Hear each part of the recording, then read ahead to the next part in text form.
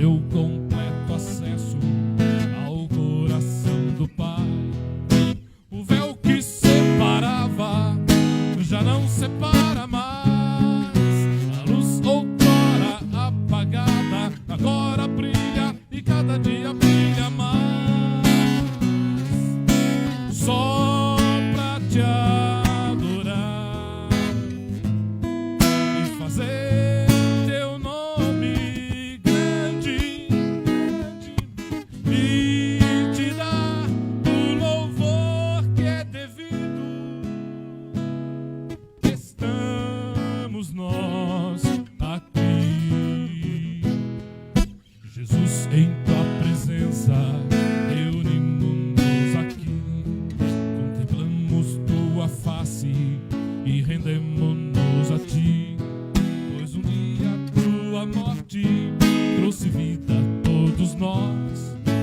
deu completo acesso ao coração do Pai.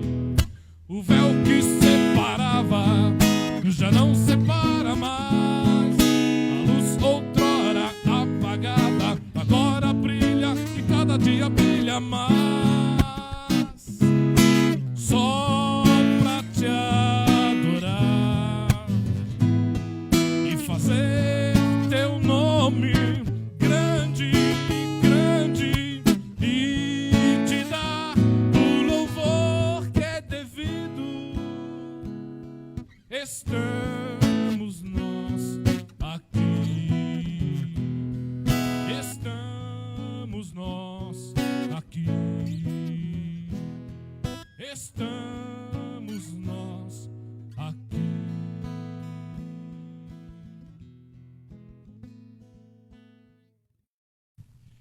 Pois bem, na semana passada, nós iniciamos a carta aos Filipenses, né? E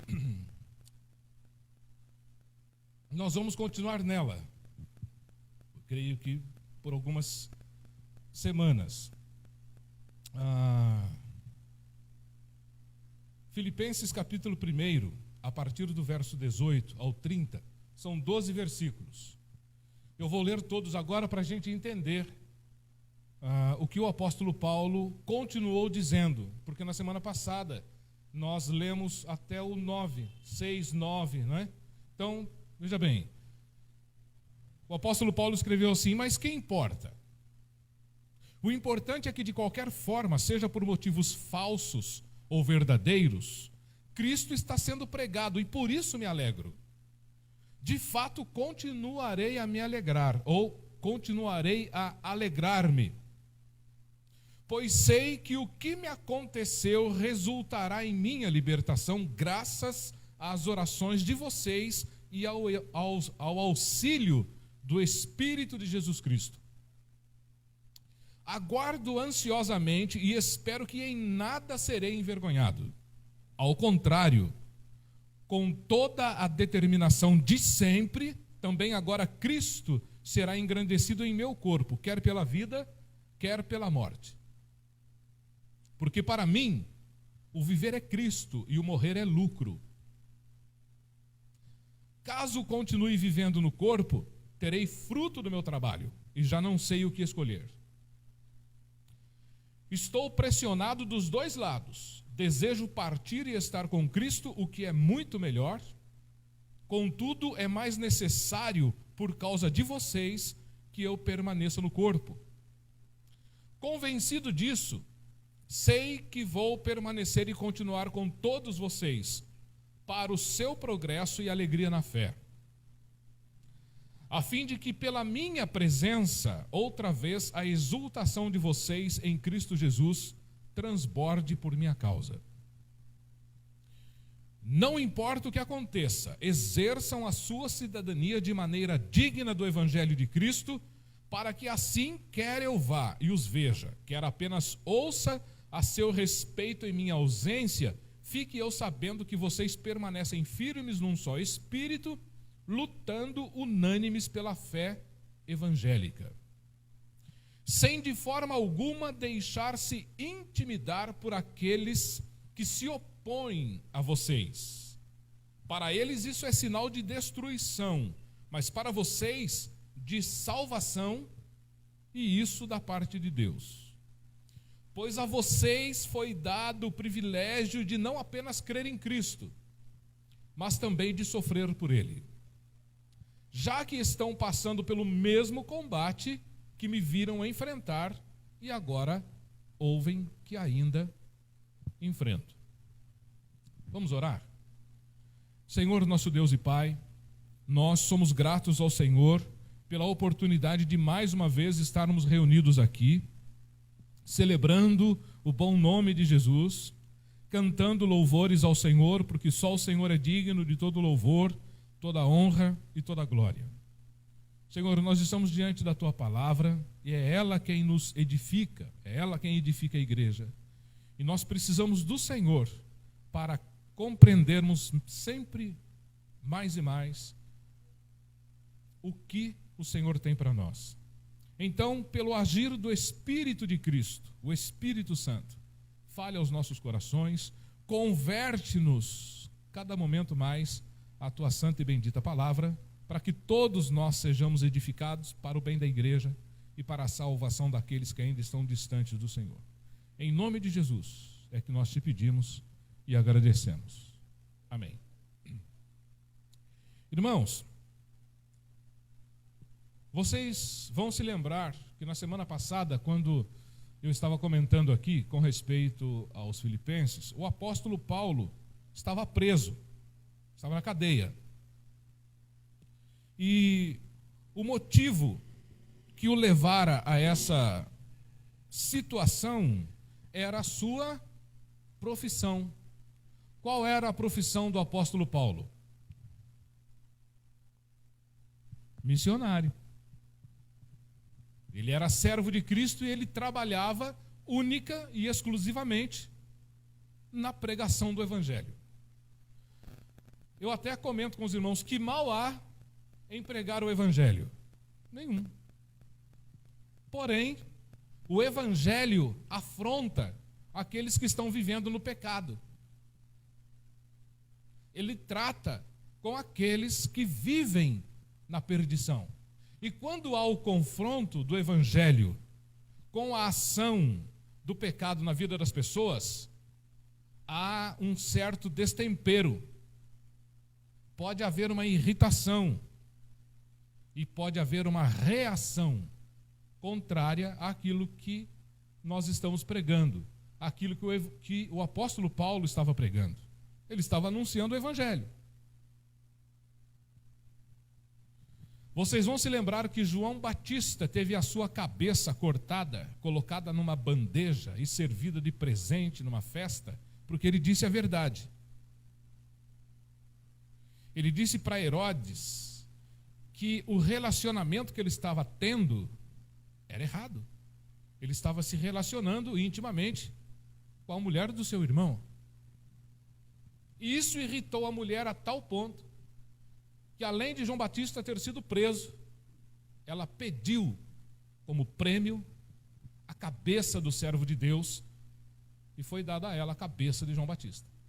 Ele foi decapitado. Por quê? Porque ele pregou o Evangelho, porque ele confrontou o pecado. Você há de concordar comigo que hoje em dia até mesmo crentes não aceitam com facilidade serem confrontados quando no pecado. Nós estamos vivendo isso. E a gente vai ver que Paulo só estava na situação que estava preso em Roma. Vou corrigir de novo. Semana passada eu disse que ele estava em Efésios, ele não estava. Eu li e alguma coisa me confundiu. Ele estava preso em Roma. Era domiciliar a sua prisão, mas era lá que ele estava. E ele estava preso única e simplesmente porque ele estava anunciando o Evangelho de Jesus. Ele recebeu a incumbência, era dever e obrigação dele. E ele diz que era obrigação, não era só prazer. Ele diz: a mim foi imposto o dever de pregar o Evangelho, e ai de mim se não pregar. Então a igreja, como ela é seguidora de Jesus, ela pode dizer a mesma coisa em relação a quando prega o Evangelho. Ai da igreja de Cristo se ela não pregar o Evangelho. Há uma consequência. E o apóstolo, então, estava preso por causa da sua profissão, a pregação do Evangelho do Senhor Jesus Cristo. Não seria de admirar, por exemplo, que o mesmo acontecesse, que o mesmo que havia acontecido ao apóstolo, acontecesse também com a igreja. A igreja estava correndo um perigo, porque geralmente derruba-se o líder para que se enfraqueça o movimento. Acontece que em Filipos aconteceu o contrário. As autoridades romanas prenderam o apóstolo, possivelmente acreditando que aquele movimento se enfraqueceria, e deu o contrário. eles passaram a anunciar com muito mais coragem. Significa que esses crentes estavam correndo um risco de também acabarem na mesma situação que o pastor deles, serem presos. Quando prenderam Jesus, o que aconteceu com a sua igreja de 12 homens? Cada um tratou de correr para o seu canto. Todos abandonaram o Senhor. Então esperava-se que esse movimento, no mínimo, enfraquecesse, mas aconteceu o contrário. Muitos aqui na igreja de Filipos passaram a anunciar o evangelho com uma coragem e determinação dada pelo Espírito Santo. Eles foram fortalecidos com um poder celestial e não temeram as consequências. Eles seguiram avante na pregação do evangelho. O normal na vida é o seguinte: se algo te faz sofrer, o que você faz? Você põe um ponto final naquilo. Eu estou sofrendo por amor. O que você faz? Dá um basta nesse negócio. Você está sofrendo? O amor não existe para que eu sofra. O amor não causa dores. O amor é bênção. Então aquilo que faz sofrer, para e repensa. Se o trabalho que nós fazemos todos os dias, das 8 da manhã às 6 da tarde, me faz sofrer, eu tenho que refletir sobre o meu trabalho. Porque no final do ano, como é que vai estar a minha saúde? Eu vou estar destruído por causa do meu trabalho. E eu tenho opção de trabalho. O Evangelho de Jesus, a pregação do Evangelho de Jesus, poderia trazer sofrimento a vários irmãos na igreja de Filipos. Eles poderiam repensar a situação. Olha, gente, vamos fazer o seguinte: vamos nos reunir só uma vez por semana. Vamos diminuir o volume da música, porque nós estamos correndo o risco de parar no mesmo lugar que o apóstolo, e nós temos família. Eu sou pai, eu sou casado, sou casada, tenho filhos para cuidar, eu trabalho, eu tenho empresa para abrir todo dia. Se eu for preso, eles não pensaram assim. Eles não se preocuparam. Eles não se preocuparam com a própria vida. Não se preocuparam com a própria vida. Para eles pouco importava se as coisas dariam certo ou errado. Se eles continuariam livres pregando o evangelho, ou se em algum momento na rua a guarda romana os prenderia. Isso não importou para eles. Eles estavam dispostos a levar Cristo a sério. Sabe o que é sincretismo cristão? Sincretismo é o seguinte: se está dando certo, continua. Isso é sincretismo. Está dando certo, querido? Bola para frente. Vou simplificar para você. Tomara que isso tenha acabado. Mas você sabe muito bem que muitos fornecedores de combustível estavam adulterando a gasolina. Eles enchiam um caminhão com combustível puro, entravam num galpão e começavam a diluir a gasolina. Misturava álcool, solvente e vendia para a gente. É, não é? Vendia para a gente como sendo gasolina pura. Gasolina naquele posto está caro demais. Aí você olha no outro, está pela metade. Onde é que você vai abastecer? No que está pela metade. Só que nós fomos enganados. O combustível estava adulterado. Meu carro está funcionando, que é uma beleza, gente. Eu estou viajando, estou tranquilo, estou enchendo o tanque pela metade do valor que eu encheria no outro posto. Seu combustível está adulterado. Você não está percebendo agora.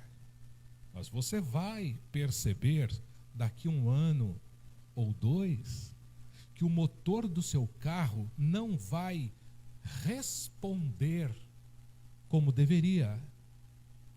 E aí, quando você levar o seu carro para um mecânico dar uma olhada, ele vai falar: olha, o motor do seu carro está todo comprometido, tem que fazer o motor inteiro.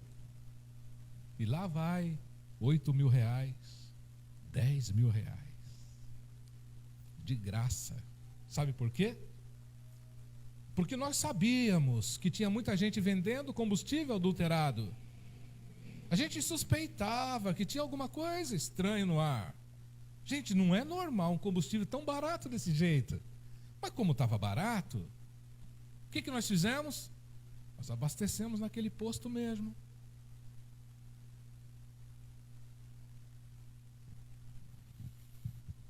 Você pode não acreditar, mas tem gente diluindo o evangelho. Tem gente adulterando o evangelho. Pegando o evangelho no principal fornecedor, entrando para as salas de estudo e preparando um evangelho adulterado. Super legal. Super legal.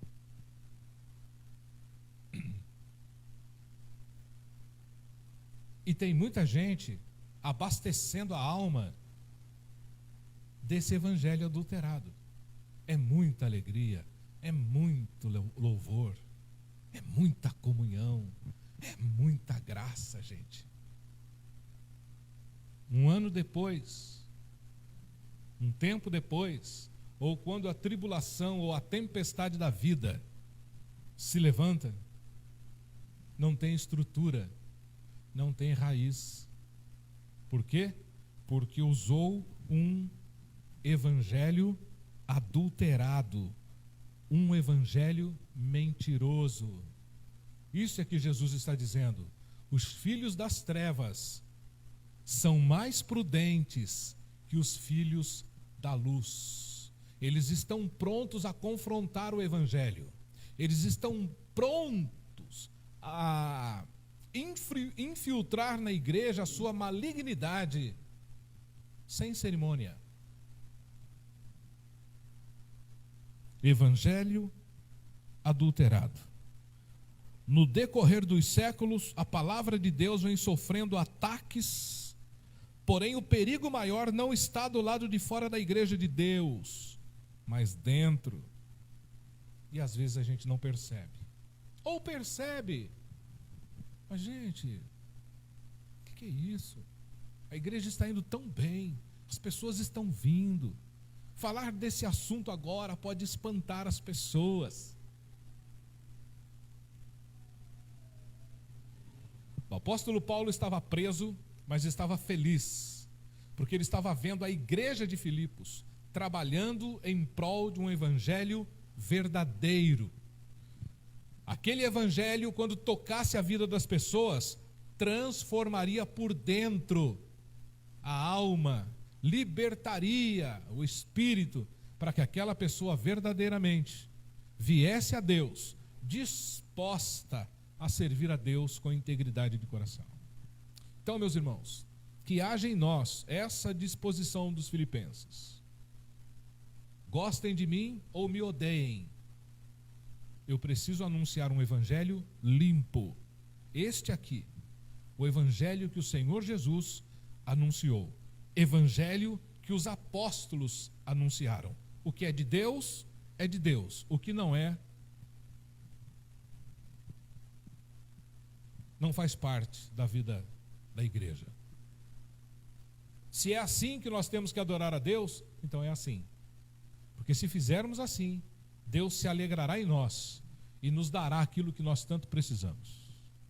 Vamos ficar em pé, vamos agradecer a Deus por esse período aqui.